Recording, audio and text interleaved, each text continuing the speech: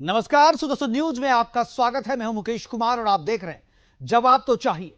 जवाब तो चाहिए में आज हम बात करेंगे प्रधानमंत्री मोदी की नई टीम की, उस टीम की जिस पर आरोप लग रहे हैं कि इस टीम में कोई अल्पसंख्यक नहीं है। यह आरोप वैसे लोगों के द्वारा लगाया जा रहा है जो अब तक दुनिया को यह साबित करते रहे हैं कि अल्पसंख्यक का मतलब मुसलमान होता है और अल्पसंख्यकों के लिए सरकार की जितनी भी योजनाएं हैं, जितना भी फंड है, उन सभी का अकेला इस्तेमाल वह करता रहा है।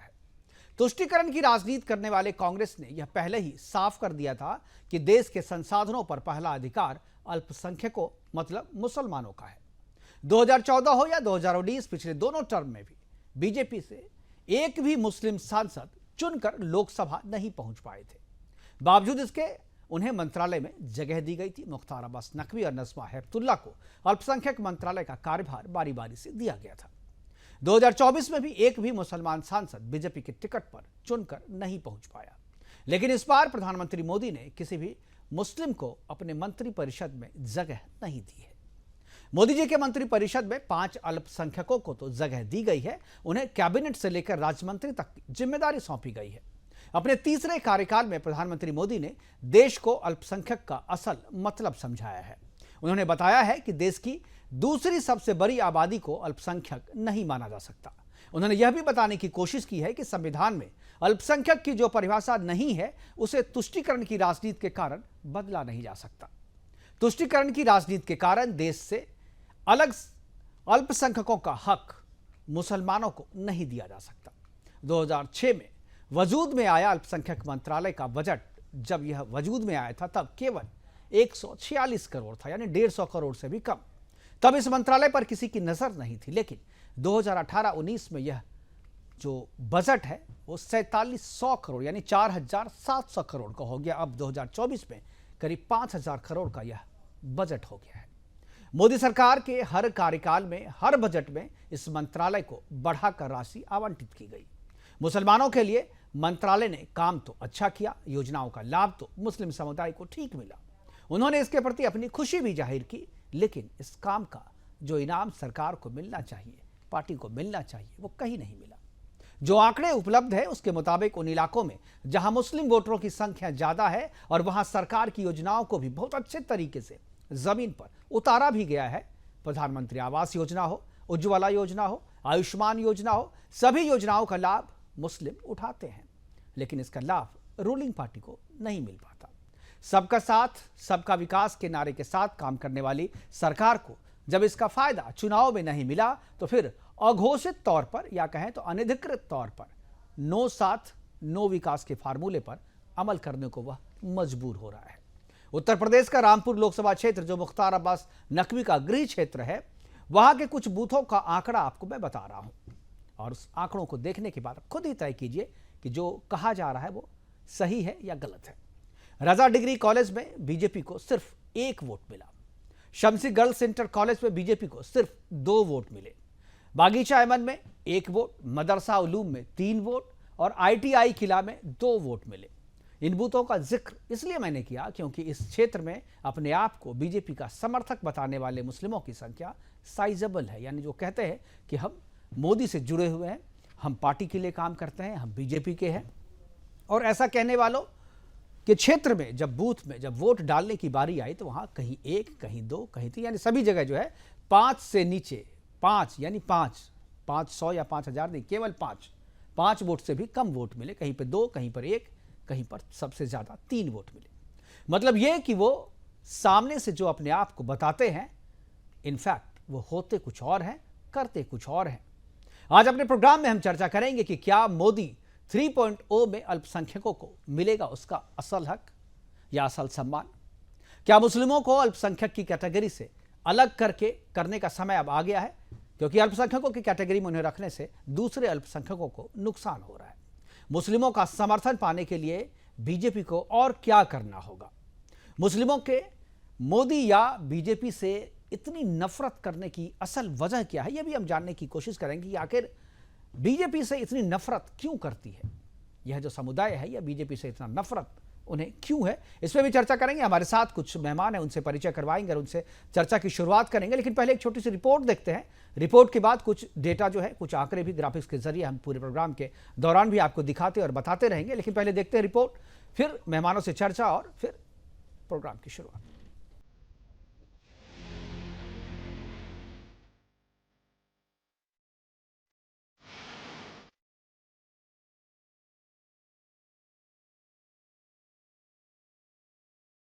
पीएम नरेंद्र मोदी ने लगातार तीसरी बार प्रधानमंत्री पद की शपथ लेकर इतिहास रच दिया है।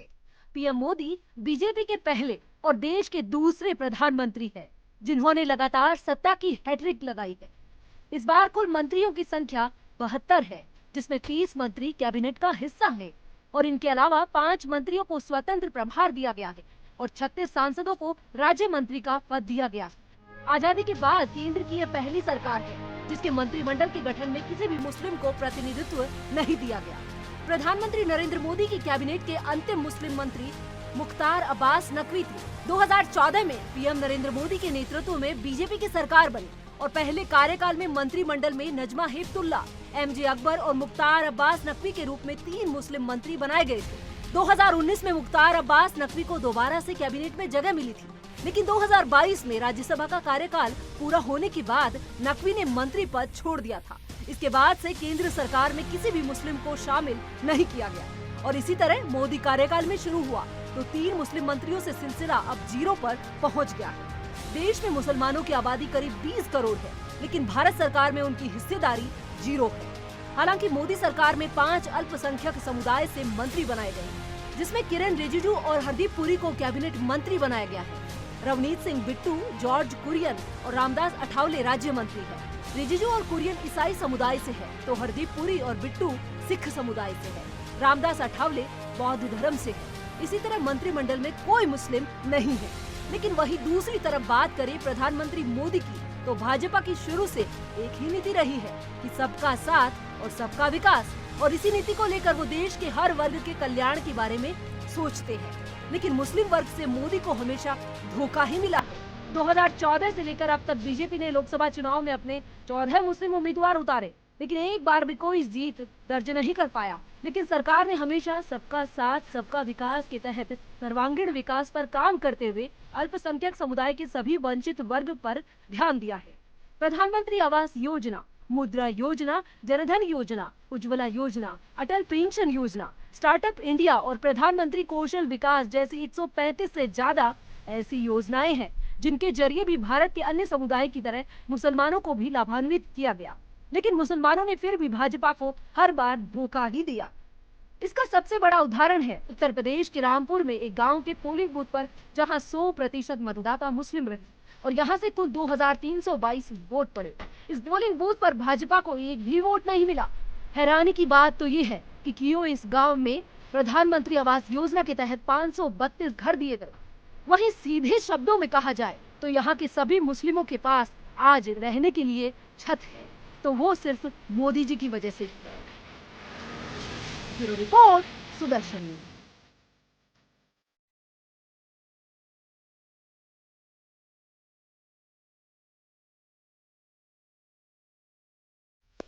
जिन्हें लगता है कि काम के बदौलत वोट मिलता है, उनकी गलतफहमी शायद अब दूर हो गई है कि इन आंकड़ों को देख करके हम चर्चा को आगे बढ़ाएंगे।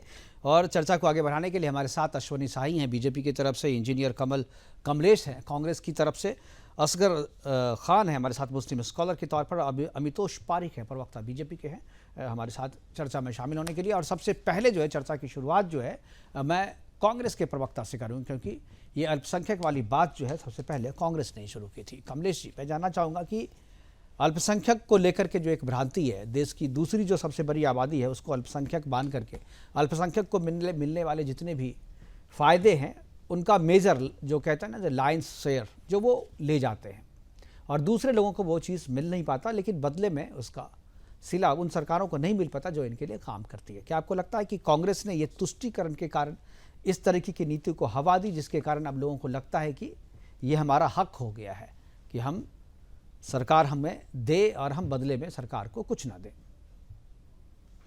मुकेश जी, कल मंत्रिमंडल का 3.0 का गठन हो गया है। हम्म। इसके लिए मैं आदरणीय नरेंद्र मोदी जी को पुनः एक बार बधाई देना चाहता हूँ। जी। जहां तक कांग्रेस पार्टी की बात है, उन्होंने कभी भी तुष्टीकरण की राजनीति नहीं की। इसमें कांग्रेस कहीं से नहीं आता। आम पब्लिक को कांग्रेस क्यों भरमाएगी कि आप उसे वोट दे या ना दे। यदि वही स्थिति बनी रहती तो आज हम सरकार में रहते, ना कि एनडीए सरकार में हो पाती। तो बीजेपी हमेशा से सबका साथ सबका विश्वास की बात करती है, लेकिन इस मंत्रिमंडल के गठन से स्पष्ट हो जा रहा है कि उसने मुस्लिम के साथ क्या किया। मान लीजिए मुस्लिम ने उनको वोट नहीं दिया तो उनने भी तो उसको तवज्जो नहीं दिया। तो कहीं ना कहीं बीजेपी मुस्लिम विरोधी पार्टी बोलिए या फिर जो भी बोल लीजिए, तो कहीं ना कहीं वो नजर आता है उनमें। और उनका जो भी नहीं, आपको कैसे नजर आता है? मुझे तो नजर नहीं आता है कमलेश जी। मैं इसीलिए ये प्रोग्राम मैं इसीलिए कर रहा हूँ। आप जो कह रहे हैं मुस्लिम विरोधी चेहरा नजर आता है, कैसे नजर आता है? जो भी योजनाएं हैं, जो भी अल्पसंख्यक मंत्रालय को दिया गया बजट है, वो सबसे ज्यादा है। हर एक बजट में वो जो है राशि बढ़ा दी जाती है। सबका साथ सबका विकास किया जाता है। लेकिन जब विश्वास की बात आती है तो सरकार तो विश्वास करती है, लेकिन समुदाय सरकार पर विश्वास नहीं कर पाती है। और ये कनेक्ट जो है एक तरफा है। मैं ये कहने की कोशिश कर रहा हूँ, ये कनेक्ट दो तरफा क्यों नहीं है? इसमें इसके लिए मैं आपसे सवाल पूछ रहा हूँ। कहीं ना कहीं हो सकता है कि हम में ही कमी रही हो कि हम उस चीज को दूर नहीं कर पा रहे हैं। मैं इसमें बीजेपी की बात कर रहा हूँ। यदि नहीं कनेक्ट हो पा रहे हैं मुस्लिम समुदाय से, तो उनको और प्रयास करने की आवश्यकता है और उनको मनाने की आवश्यकता है, ना कि तुष्टीकरण की राजनीति करने की इसमें आवश्यकता होनी चाहिए। यदि वो इस मंत्रिमंडल में भी यदि जगह देते तो उनको भी तो समझ में आता कि नहीं, बीजेपी हमारे लिए सोच रही है और हम लोग भी इसमें आगे बढ़ के सोच सकते हैं। ये तो अपनी भावना बदलनी पड़ेगी। वाजपेयी की जब पहली बार वाजपेयी की सरकार बनी थी तो उसमें दिया गया था जगह। 2014 में भी जगह दी गई थी, 2019 में भी जगह मिली थी। लेकिन परफॉर्मेंस के आधार पे, सरकार के परफॉर्मेंस के आधार पे वोट, क्योंकि देखिए राजनीतिक पार्टियां जो है इसलिए काम करती है, इसलिए टिकट देती है, इसलिए मंत्री बनाती है कि ताकि उनके परफॉर्मेंस के आधार पे फिर अगली बार जब चुनाव हो तो उन्हें उनका साथ मिले। क्योंकि भाई पॉलिटिकल पार्टी अगर चुनाव नहीं जीतेगी तो सत्ता में कैसे आएगी? लेकिन उस तरीके से उनको साथ नहीं मिला और इसलिए शायद यही वजह है कि अब इनका भ्रम जो है वो टूट गया है कि चाहे तुम कितना भी करो, ये एक तरफा कम्युनिकेशन। अश्वनी शाही जी के पास जाना चाहूँगा। अश्वनी जी, क्या कनेक्ट बनाने में बीजेपी की तरफ से कोई कमी हुई? जैसा कि कांग्रेस के प्रवक्ता कह रहे हैं, क्या आप मुस्लिम समुदाय से कनेक्ट नहीं स्थापित कर पाए? देखिए मुकेश जी, ये अब मुस्लिम समुदाय कहे, आपने देखिए शुरू किया अल्पसंख्यक की बात और आपने बहुत विस्तार से बताया, तो उस पर मैं नहीं जाता हूं कि कितने मंत्री, 5 मंत्री अल्पसंख्यक समुदाय से बनाए गए हैं। देश में मुस्लिम अब बहुसंख्यक हो चुके हैं। अल्पसंख्यक कहना ही जो है गुनाह है उनके लिए। लेकिन 140 करोड़ परिवार की बात करते हैं माननीय प्रधानमंत्री जी, और सबका साथ सबका विकास और सबके विश्वास की बात करते हैं। हो सकता है कि मुस्लिम समुदाय को ये लगता हो कि कांग्रेस जो है ज्यादा उनके साथ कनेक्ट कर रही है, इसलिए हमारे इंजीनियर साहब ने ये चीजें बोली हैं। मगर हमने कहीं किसी के साथ दो मुहा काम नहीं किया। हमने उनके साथ किया तो मैंने बार बार बताया है कि देखिए हमने उड़ान योजना एक चालू की, जिसमें फ्री कोचिंग 1500 से 3000 जो है उसमें दिया जाता है बच्चियों को। शादी सगुन योजना हमारी चलती है मुसलमान लड़कियों के लिए। ग्रेजुएशन वाली लड़कियों की शादी पर 51,000 रुपए हम खर्च करते हैं। उस्ताद योजना चलती है हमारी। मुस्लिम कारीगरों को ज्यादा कुशल बनाने के लिए कौशल विकास मंत्रालय की तरफ से। सीखो और कमाओ स्वरोजगार योजना में किस तरीके से इन लोगों को उत्साहवर्धन किया जाता है, लोन दिया जाता है, ये किसी से छुपा नहीं है। ईदी योजना है, 5 करोड़ छात्र छात्राओं को छात्रवृत्ति दी जाती है मुस्लिम बच्चों को। ये भारतीय जनता पार्टी की एनडीए सरकार जो मोदी 2 थी उसने दिया था। नई मंजिल, स्कूल छोड़ने वाले बच्चों को कौशल विकास में ट्रेंड करके आगे बढ़ाया जाता है। 3 तलाक पर हमने काम किया। हज यात्रा में वीआईपी कोटा हमने खत्म किया। हज यात्रा में जीएसटी 18% से 5% किया, कोटा बढ़ाया। और अब बजट की बात जो आपने की, आज बजट लगभग 5 से 5,500 करोड़ के ऊपर है और 14 के पहले 3,000 करोड़ से कम हुआ करता था, 2,500 करोड़ या 2,000 करोड़ हुआ करता था। तो हमने तो कहीं ना कहीं कुछ करने की कोशिश की कि वो हमारे परिवार के सदस्य हैं, लेकिन उनको लगता है कि भाई भारतीय जनता पार्टी को वोट देना चाहिए। मकान हम देते हैं, हम किसी का नाम मुकेश जी वो नहीं करते हैं, मुस्लिम, अभी मैं बताना चाहता हूं सीतापुर जिले में सर्वाधिक मकान जो है मुस्लिम आबादी को दिए गए हैं। ये हमारे पास डेटा है उसका। आयुष्मान योजना, राशन, उनको नल से जल, उनको शौचालय, सभी चीजें तो हम दे रहे हैं। कहां पर हमने जो है उनके साथ भेद किया है? मगर अब ये मुसलमानों के ऊपर है, वहां के उनके लोगों के ऊपर है कि हमको कितना देते हैं। डेटा में आपने दिखाया है कि रामपुर में क्या हुआ, किस बूथ पर कितना मिला। इससे बेहतर तो कोई नहीं दिखा सकता है। हो सकता है उनको लग रहा है कि हम अछूत हो, और कांग्रेस इसी का फायदा उठाकर ये कहती है, और ये पहले से कहते आ रहे हैं लोग कि 14 के पहले भाजपा आएगी तो मार डालेगी, काट डालेगी। लेकिन अब जो है मुसलमान भाइयों को भी सोचना पड़ेगा कि जो ये खटाखट योजना में जो इन लोगों ने रसीदें जारी की थी, वो देना भाई। अगर मान लीजिए कि वो कहते कि सरकार बनेगी तो देंगे, तो सरकार से वो मांगते। लेकिन आज उन्होंने कहा था कि कांग्रेस दफ्तर पर आइएगा और वहां मिलेगा, 1 जुलाई से मिलेगा, उसके पहले फार्म जमा कर दीजिएगा। ठीक है, मैं कहना चाहता हूं, मैं असगर साहब के पास जाना चाहूंगा। ठीक है, मैं असगर साहब के पास जाना चाहूंगे। अधिवक्ता भी हैं और मुस्लिम स्कॉलर हैं, बहुत ही अच्छी समझ रखते हैं, बहुत बड़ा रिसर्च करके बात करते हैं। असगर साहब, मैं कहूँगा ये जो कनेक्ट, सबका साथ सबका विकास, लेकिन सबका विश्वास जो है हासिल नहीं कर पाई बीजेपी।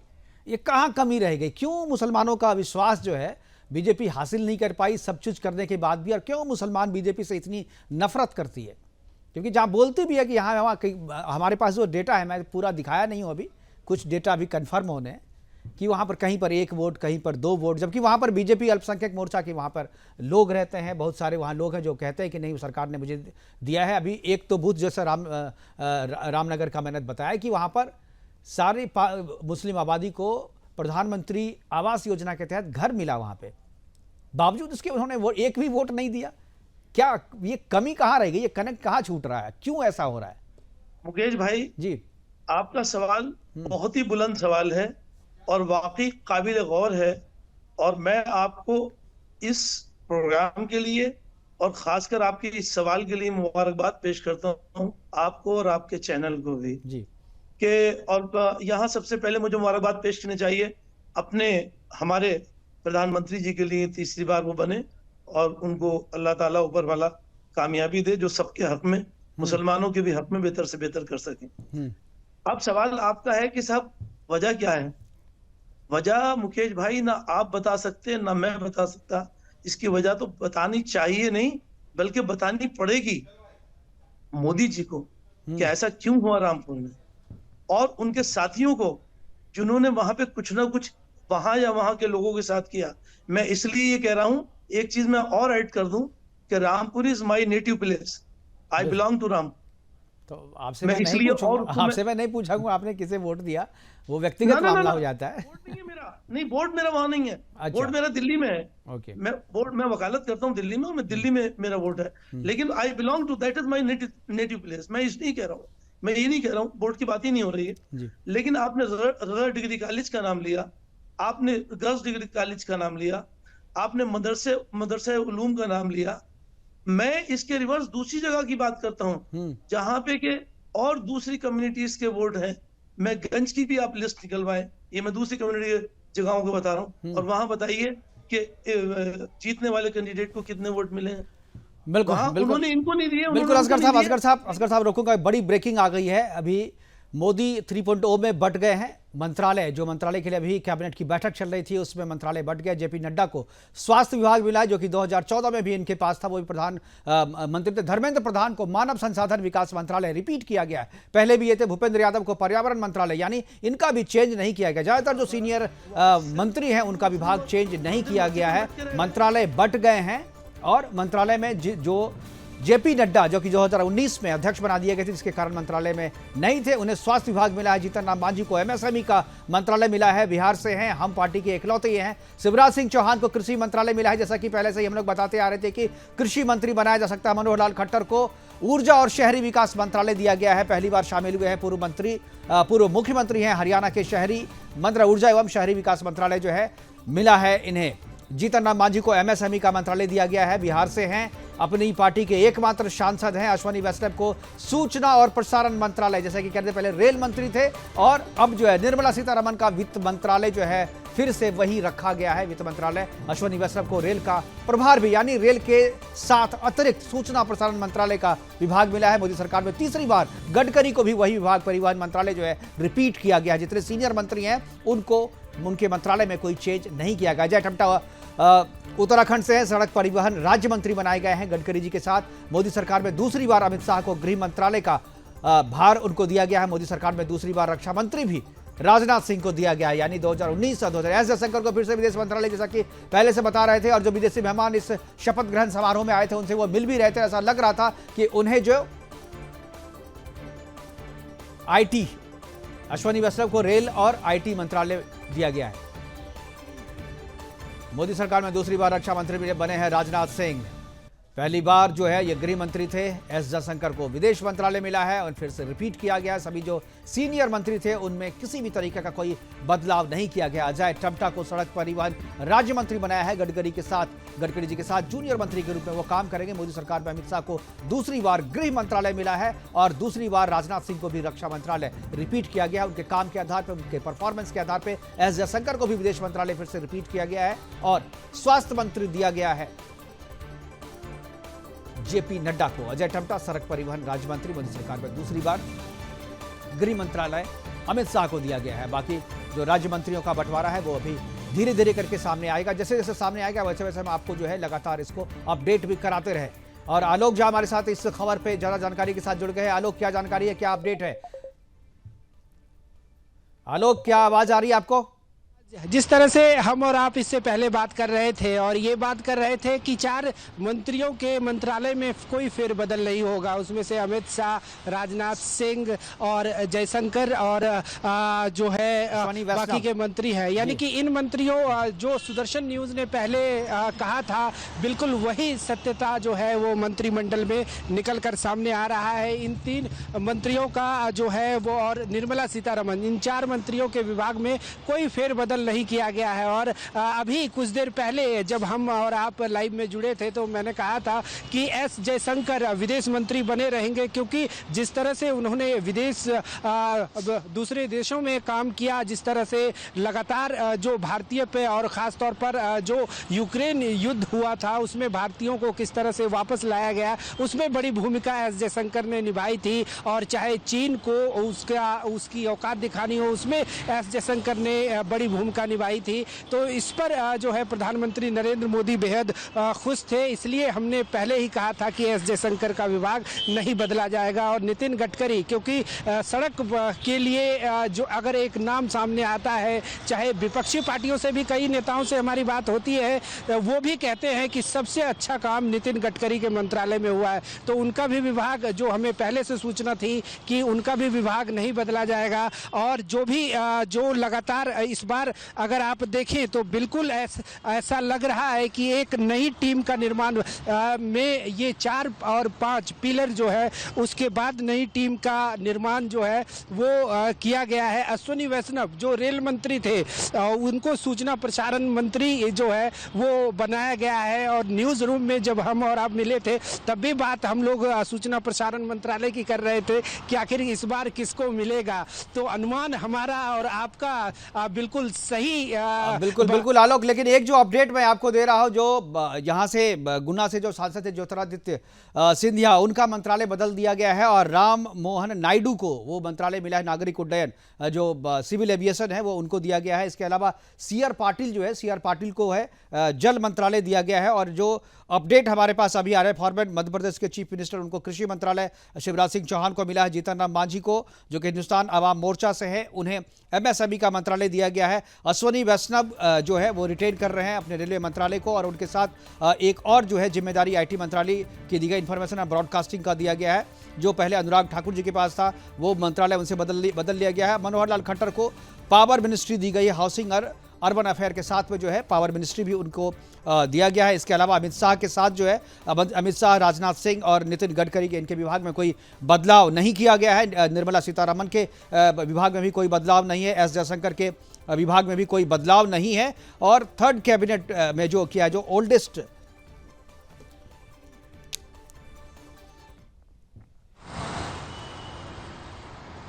अभी लाइव अपडेट लगातार अभी हमारे पास आ रहा है, जिसमें 72 मेंबर के काउंसिल जो मिनिस्टर हैं उनमें मंत्रालयों का जो बंटवारा है वो आने वाले महीनों में किस प्रकार से चीजें बैठती हैं देखना है। इम्पोर्टेंट बिहार को लेकर है, संभवतः 8 मंत्री सभी पार्टियों को मिलाकर इंक्लूडिंग बीजेपी बिहार से नहीं, देखिए बहुत सारी चीजें, मिथिलांचल पूरा छूट गया, मतलब सारा वोट चाहिए आपको, बिहार को कुछ नहीं चाहिए, बिहार के उस इलाके को कुछ नहीं चाहिए, सीमांचल से मिथिलांचल पूरा का पूरा। ये कौन से लोग मंत्रिमंडल को तय करते, खैर उनका ये प्रेरोगेटिव है। लेकिन अनुप्रिया पटेल को मिला है हेल्थ और फैमिली वेलफेयर का राज्य मंत्री उन्हें बनाया गया है। और जो खड़से हैं, रक्षा खड़से जो कि डॉटर इन लॉ हैं वेटरन महाराष्ट्रियन पॉलिटिशियन एकनाथ खड़से की जो बेटी है, 3rd टाइम MP हैं, उन्हें भी उनका भी दिया गया है, जिला परिषद से हैं वो हैं, उनके मंत्रालय का भी बंटवारा हो गया है। अभी बहुत जल्द हमारे टेलीविजन स्क्रीन पे जो है आप उनका नाम भी आप देख लेंगे यहाँ पे।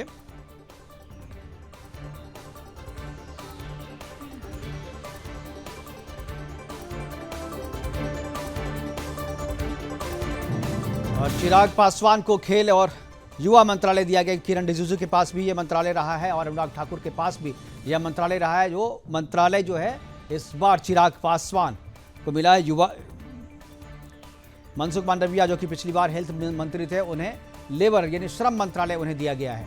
उनके मंत्रालय में यानी जो हेल्थ मिनिस्ट्री है, हेल्थ मिनिस्ट्री हालांकि 2014 में JP नड्डा जी के पास ही था, उन्हें फिर से वापस स्वास्थ्य मंत्री बनाया गया है। और मनसुख मांडविया जो कि 2019 में स्वास्थ्य मंत्री थे, उनका विभाग जो है उनको नया विभाग दिया गया है।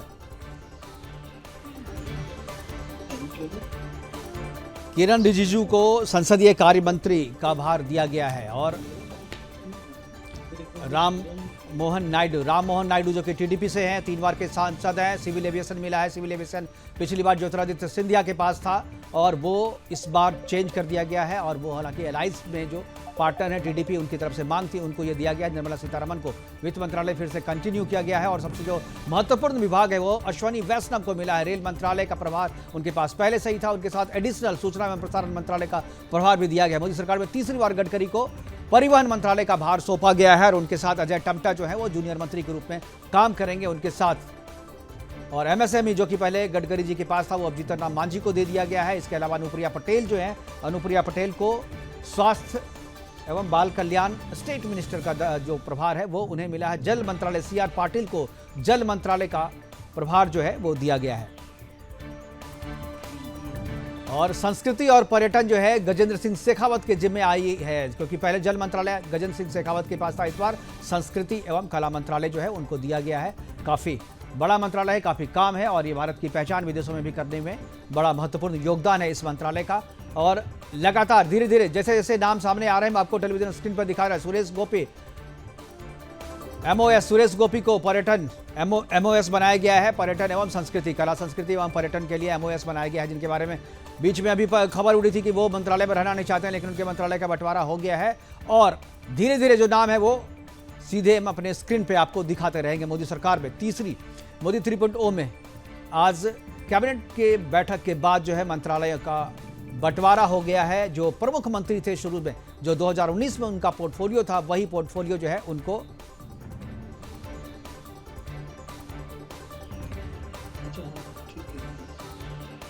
को भी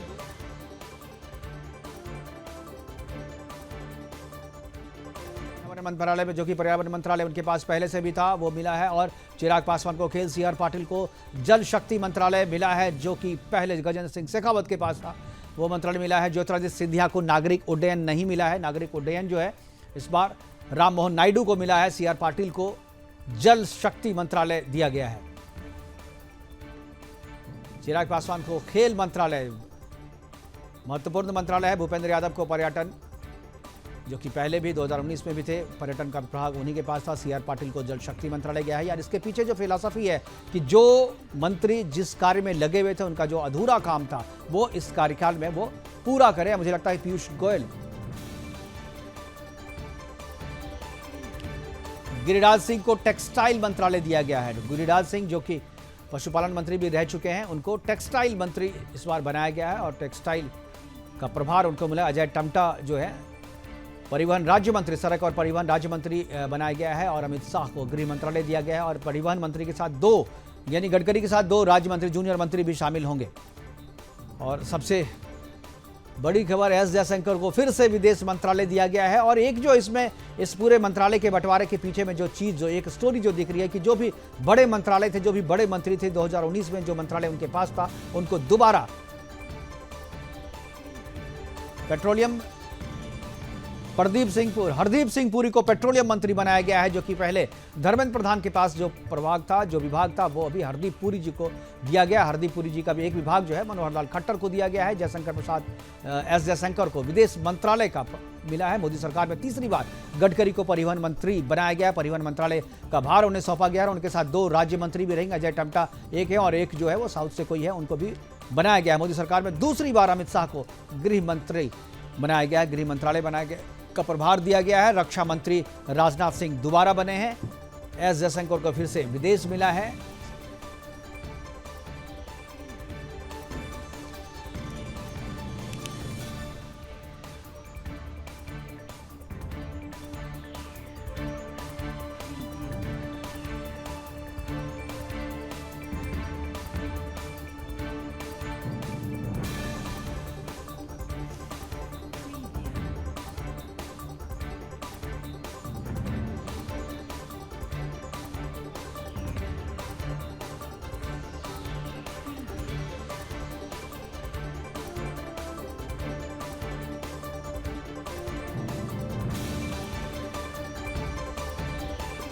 ज्योतिरादित्य सिंधिया को दूरसंचार मंत्रालय का प्रभार जो है वो दिया गया है। इससे पहले वो नागरिक उड्डयन मंत्री थे और नागरिक उड्डयन मंत्री जो है इस बार राम मोहन नायडू, जो कि एनडीपी से, जो टीडीपी से आए थे, टीडीपी को मिला है। यानी उनके मंत्रालय को चेंज किया गया। बहुत कम ऐसे मंत्रालय हैं जिनको चेंज किया गया है, लेकिन चूंकि इस बार सहयोगियों का जो सहयोगी दल हैं उनको भी मंत्रालय दिया गया है। और उनकी तरफ से कुछ डिमांड थी बड़े मंत्रालय के।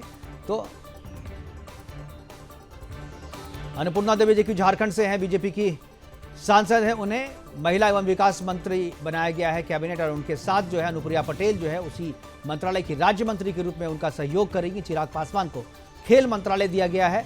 भूपेंद्र यादव पर्यावरण मंत्रालय को फिर से संभालेंगे। और जैसा कि मैं कह रहा था कि जितने भी बड़े मंत्री हैं, जितना भी बड़ा मंत्रालय था, उन सभी को मंत्रियों को कंटिन्यू किया गया, उसमें किसी भी तरीके का कोई बदलाव नहीं किया गया है। इससे एक संदेश ये भी जाता है कि हालांकि ज्योतिरादित्य सिंधिया को दूरसंचार मंत्रालय मिला है, पिछली बार नागरिक उड्डयन इनके पास था, लेकिन नागरिक उड्डयन टीडीपी के खाते में राम मोहन नायडू को दिया गया है। इसलिए वो चीजें जो है अब इधर देखेंगे। और धर्मेंद्र प्रधान को शिक्षा मंत्री बनाया गया है। पहले भी वो शिक्षा मंत्री थे और इस बार भी उन्हें शिक्षा मंत्री बनाया गया है। और शिक्षा मंत्री का बड़ा जो काम है, न्यू एजुकेशन पॉलिसी को लागू करने की चुनौती उस विभाग के पास है। मुझे लगता है कि इस कार्यकाल में नई जो शिक्षा नीति है उसे लागू कर दिया जाएगा और इसमें धर्मेंद्र प्रधान का रोल जो है वो बड़ा महत्वपूर्ण होने वाला है। चिराग पासवान को खेल मंत्रालय मिला है। अभी ओलंपिक में चयन होना है और भी बहुत सारे बड़ी जिम्मेदारी है इस मंत्रालय के पास से। मुझे लगता है कि चिराग पासवान के लिए वो चुनौती होगी और चिराग पासवान जैसे युवा लोग जो हैं वो इसे अंजाम भी देंगे।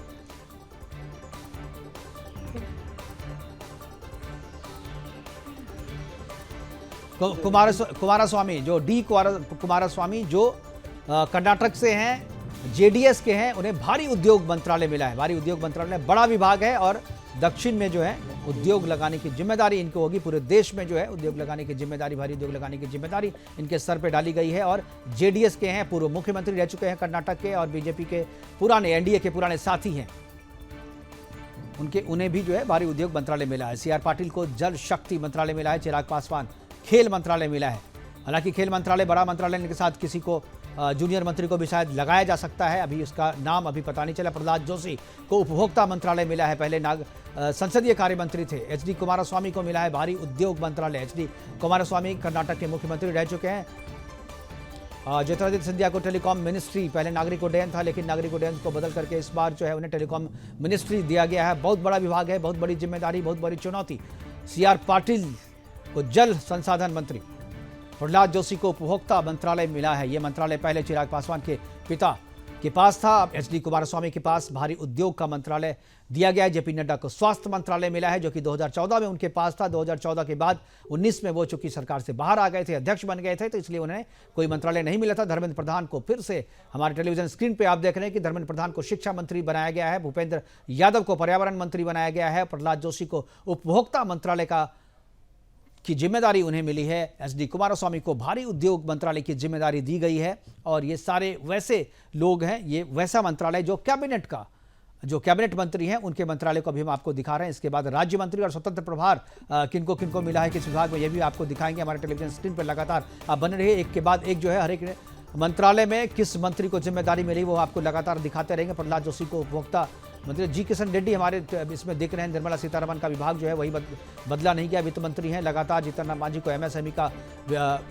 की जिम्मेदारी मिली है। एमएसएमई जो है बड़ा मंत्रालय, शिवराज सिंह चौहान को कृषि मंत्री बनाया गया है, कृषि मंत्रालय की जिम्मेदारी दी गई। कृषि मंत्रालय जो पहले भी मध्य प्रदेश के कोटे में ही था, पहले यहाँ पर जो थे उन्हें अब राज्य की राजनीति में भेजा गया है और अब उन्हें यहाँ गया। शहरी ऊर्जा और शहरी मंत्रालय, शहरी विकास मंत्रालय जो है ये मिला है मनोहर लाल खट्टर जी को, जो कि पूर्व मुख्यमंत्री हैं हरियाणा के। उन्हें इस बार ऊर्जा एवं पीयूष गोयल का भी मंत्रालय नहीं बदला गया है, उन्हें कॉमर्स मिनिस्ट्री जो है उन्हें फिर से दोबारा जो है उन्हें रिपीट किया गया है। पीयूष गोयल का मंत्रालय भी जो है बदला नहीं गया है। जितने भी सीनियर मंत्री हैं, जितने भी अच्छे परफॉर्मर हैं, उन किसी को भी नई जिम्मेदारी दी गई है, लेकिन उनके पुराने मंत्रालय को बदला नहीं गया है। इससे लगता है कि प्रधानमंत्री मोदी अपने मंत्रिमंडल के मंत्रियों के कामकाज से खुश हैं और जिस तरीके से मंत्रालय का बंटवारा हुआ है। वक्त अभी छोटे से ब्रेक का, लेकिन जाइएगा कहीं नहीं, क्योंकि जो बचे हुए मंत्री हैं उनके नाम और विभाग अभी तुरंत आपको दिखाने वाले हैं। 30 सेकंड के बाद वापस आएंगे तो जो भी मंत्री जिनके मंत्रालय अभी आपको हम बता नहीं पाए हैं, ब्रेक के बाद आपको बताएंगे कि स्वतंत्र प्रभार किसे मिला है और राज्य मंत्री एक लंबी लिस्ट है वो किन के जिम्मे क्या गई है, वो भी आपको बताएंगे। जाइएगा कहीं नहीं, वक्त छोटे से ब्रेक का।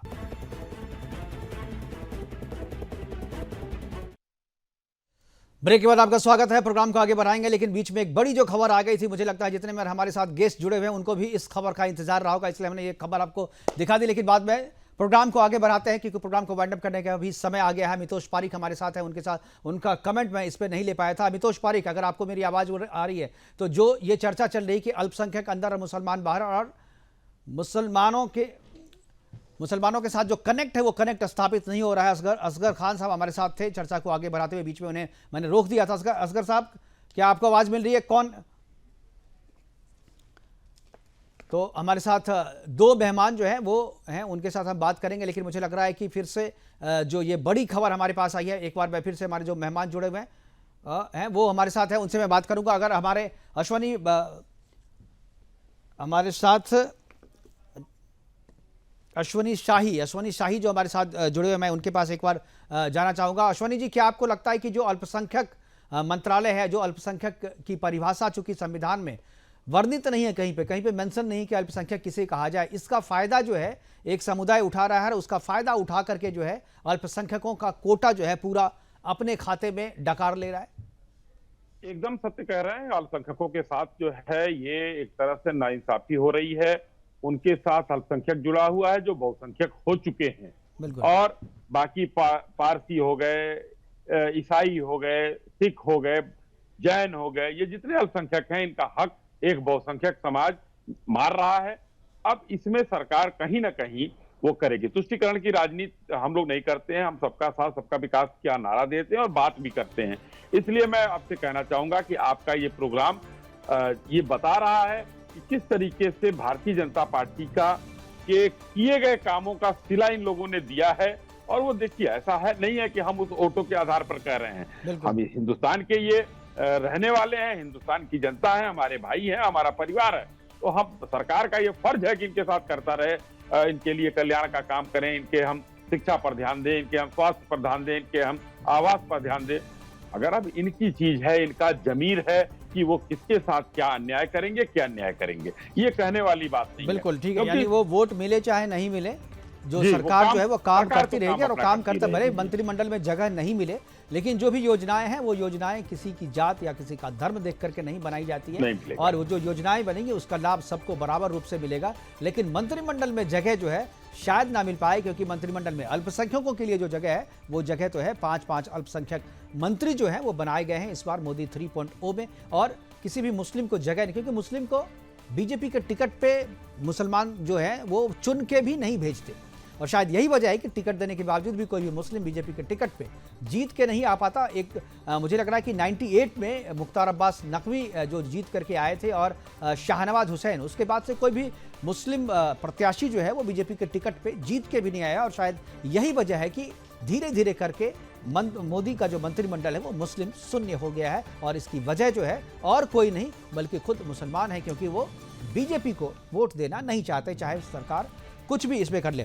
फिलहाल इस प्रोग्राम में मैं इतना ही करूंगा, लेकिन अभी जो नई खबर, जो बड़ी खबर आई है उस खबर पे हम वापस चलते हैं। और एचडी कुमारस्वामी, गिरिराज सिंह, इनको कपड़ा मंत्रालय जो है मिला है, वस्त्र टेक्सटाइल मिनिस्ट्री जो है दी गई है। और सौरभ तिवारी हमारे साथ जुड़ गए हैं, वरिष्ठ संवाददाता हैं और बीजेपी बहुत लंबे समय से कवर करते हैं, सरकार में अच्छी पैठ है, बहुत अच्छी तरीके से खबर को निकाल पाते हैं। ये सौरभ, किनको क्या मिला है, आपके पास क्या अपडेट है? जी देखिए, हमने शुरू से ही कहा था मुकेश जी कि जो 4 बड़े मंत्रालय हैं सीसीएस के, चाहे गृह हो, रक्षा हो, विदेश हो, वित्त हो, ये अपने सहयोगी दलों के साथ भारतीय जनता पार्टी शेयर नहीं करेगी, प्रधानमंत्री शेयर नहीं करेंगे। और वही जो पुराने मंत्री हैं उनके, अमित शाह को गृह मंत्रालय की जिम्मेदारी, राजनाथ सिंह जी को रक्षा मंत्रालय की जिम्मेदारी, निर्मला सीतारमण को वित्त मंत्री की, और एस जयशंकर प्रसाद को विदेश मंत्री की जिम्मेदारी। और बीजेपी के जो राष्ट्रीय अध्यक्ष हैं जगत प्रकाश नड्डा, उनको जब मोदी 0.1 आया था तब उनको स्वास्थ्य मंत्रालय की जिम्मेदारी दी गई थी।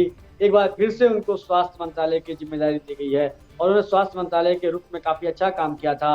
अब देखने वाली बात यह होगी कि अब तो खासतौर से बिहार की बात की जाए तो बिहार में गिरिराज सिंह को कपड़ा मंत्रालय की जिम्मेदारी दी गई है। इससे पहले स्मृति ईरानी के पास कपड़ा मंत्रालय की जिम्मेदारी थी, और जीतन राम मांझी जो बिहार के पूर्व मुख्यमंत्री हैं, एक इकलौते अपने पार्टी के सांसद हैं, उनको एमएसएमई की जिम्मेदारी दी गई है।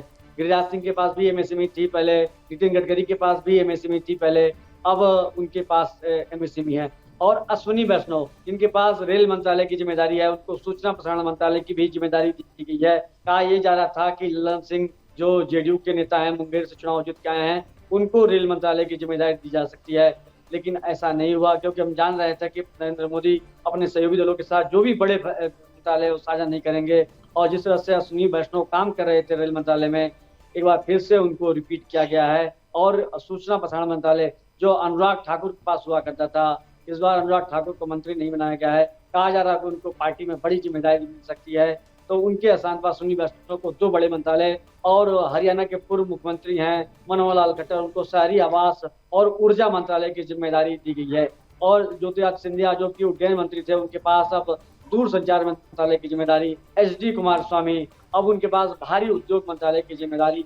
तमाम जो सहयोगी दल हैं, चाहे टीडीपी की बात की जाए तो उनकी जो नेता हैं सांसद राम मोहन नायडू, उनको एविएशन की जिम्मेदारी दी गई है। तो अभी थोड़ा सा हम देख रहे हैं कि अभी जब मैं आपके पास लाइव कनेक्ट हुआ था, अभी जेडीयू के जो नेता हैं ललन सिंह, उनके पास कौन सा मंत्रालय है अब तक जानकारी मुझे नहीं मिल पाई है। जैसी जानकारी आती है, ललन सिंह और रामनाथ ठाकुर दोनों को क्या जिम्मेदारी मिली है अभी पता नहीं चला। और बहुत सारे राज्य मंत्रियों का जो स्वतंत्र प्रभार जिनको मिला है उनका नाम जो है अभी तक सामने नहीं आ पाया। मुझे लग रहा है कि जो कैबिनेट मंत्री हैं, उनके जो बड़े कैबिनेट मंत्री हैं, उनके जो सहयोगी हैं, उन्हीं का नाम जो है अभी सामने आ पाया। क्या कोई स्वतंत्र प्रभार वाले राज्य मंत्री का नाम के सामने आ पाया है कि आपको लगता है कि ललन सिंह को कोई बड़ा मंत्रालय, क्योंकि जितने भी बड़े मंत्रालय थे वो तो मुझे लग रहा है कि वो सारे निकल गए, ललन सिंह के हिस्से क्या आ सकता है?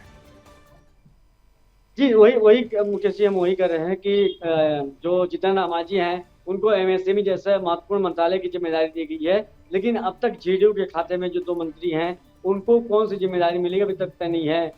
गिरिराज सिंह जो बिहार से आते हैं, जीतन राम मांझी, 2 मंत्रियों को जिम्मेदारी मिल गई है। किरण रिजिजू, उनको संसदीय कार्य मंत्री की जिम्मेदारी मिली है। इससे पहले जो प्रहलाद जोशी थे केंद्रीय मंत्री, वो इस मंत्रालय को संभाल रहे थे, काफी बड़ी जिम्मेदारी। और देखिए चिराग पासवान जो बिहार के बड़े नेता हैं, एलजेपी के रामविलास पासवान के राष्ट्रीय अध्यक्ष हैं, उनको खेल मंत्रालय की बड़ी जिम्मेदारी उनको दी गई है।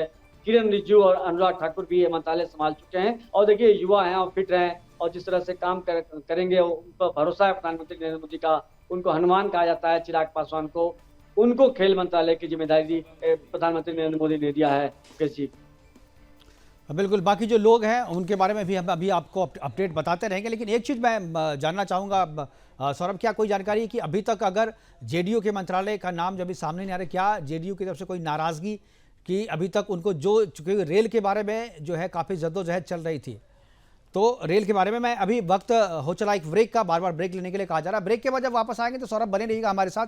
ब्रेक के बाद जब वापस आएंगे तो बात करेंगे कि किन मंत्रियों को दिक्कत है, कौन से ऐसे मंत्री हैं जिनको वो मंत्रालय मिला है जो वो चाहते थे, राज्य मंत्री का दर्जा किसे मिला है और स्वतंत्र प्रभार किसके जिम्मे आया है। वक्त एक छोटे से ब्रेक का, जाइएगा कहीं नहीं, लौट के आएंगे तो आपको सारे अपडेट बताएंगे।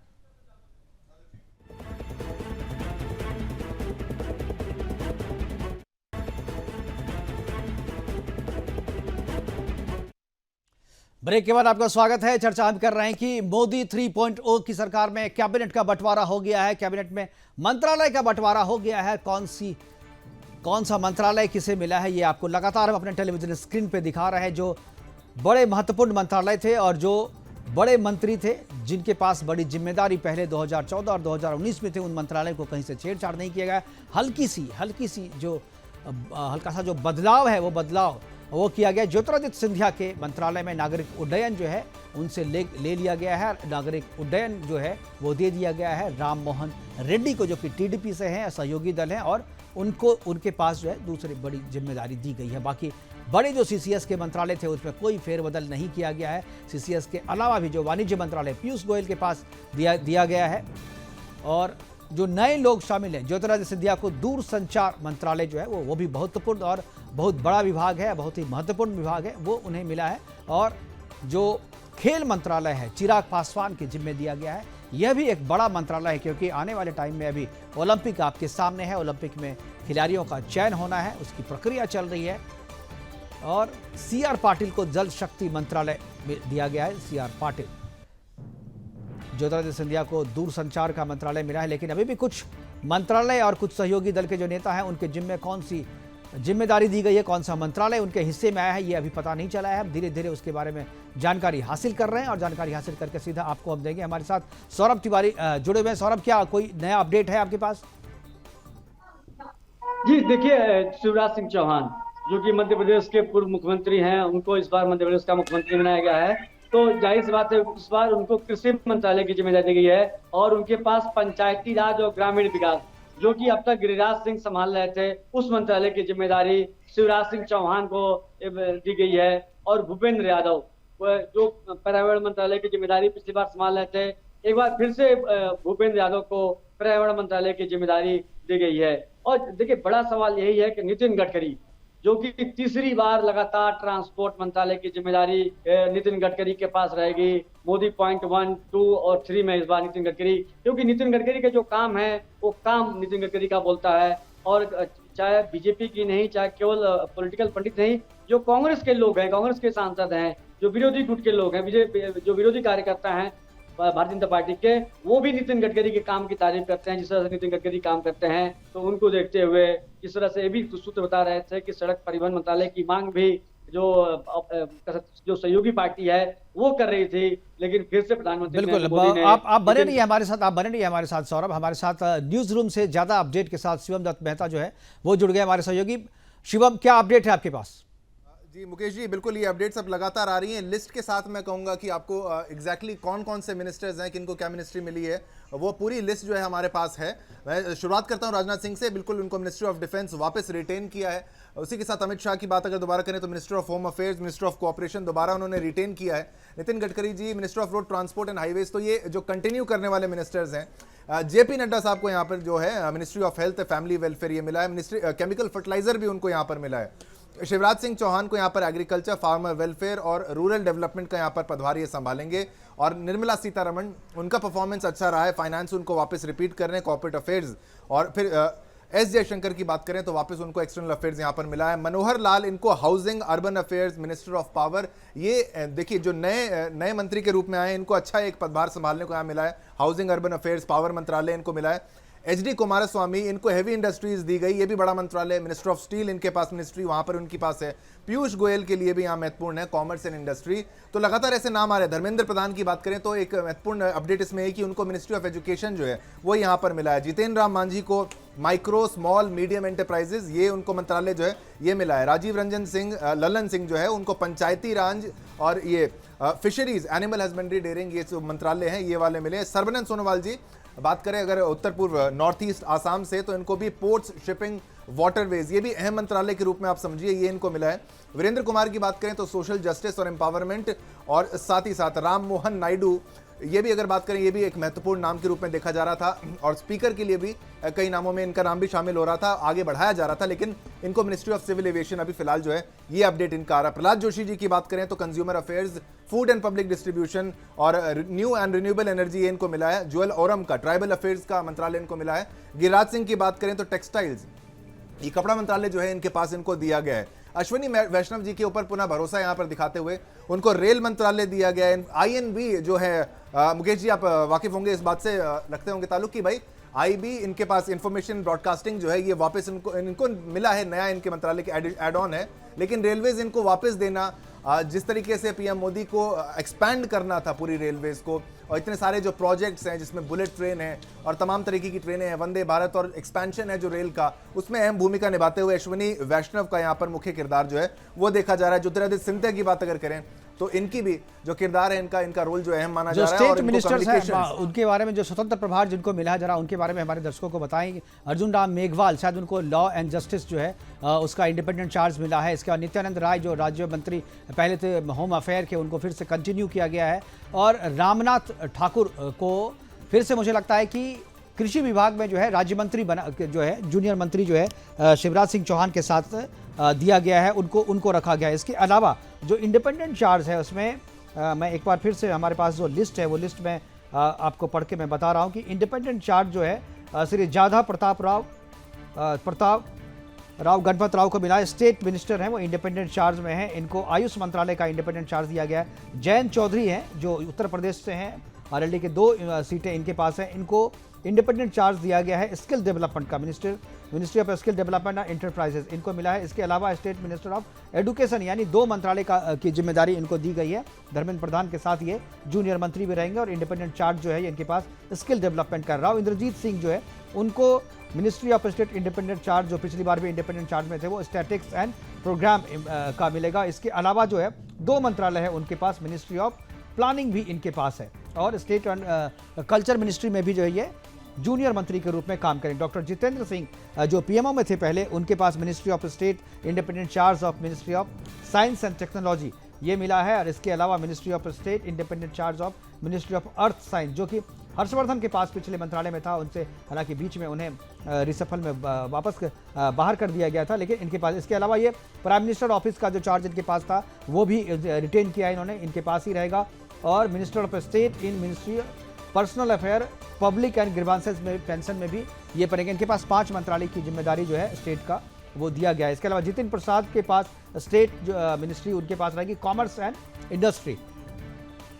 श्रीपद नायक के पास जो है मिनिस्ट्री ऑफ पावर में ये स्टेट मिनिस्टर रहेंगे। इसके अलावा ministry of new renewable energy, इनमें इन्हें स्टेट मिनिस्टर का दर्जा दिया गया। अगर शिवम आप अगर हमारे साथ जुड़े हुए हैं तो जो भी बचे हुए मंत्री हैं उनके बारे में बताएं कि उनके पास और क्या जिम्मेदारी।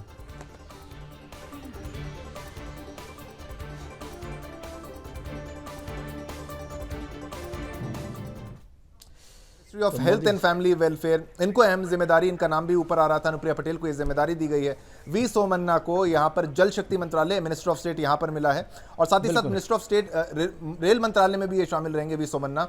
चंद्रशेखर, बिल्कुल शिवम आप जो है ना अपडेट देते रहिए, हम अपने टेलीविजन स्क्रीन पर नीचे में जो है वो अपडेट भी लगातार दिखाते रहेंगे, ताकि दर्शकों को 1 मिनट के लिए भी इस अपडेट से जो है बाहर नहीं जाना पड़े, हर एक खबर यहाँ पर अपडेट उनको मिलती रहे। लेकिन फिलहाल वक्त एक छोटे से ब्रेक का, लेकिन ब्रेक के बाद जागो जरूर देखिएगा, क्योंकि इसके बाद 8 बजे आने वाला है आपको जगाने के लिए नया प्रोग्राम हमारा जो है जागो।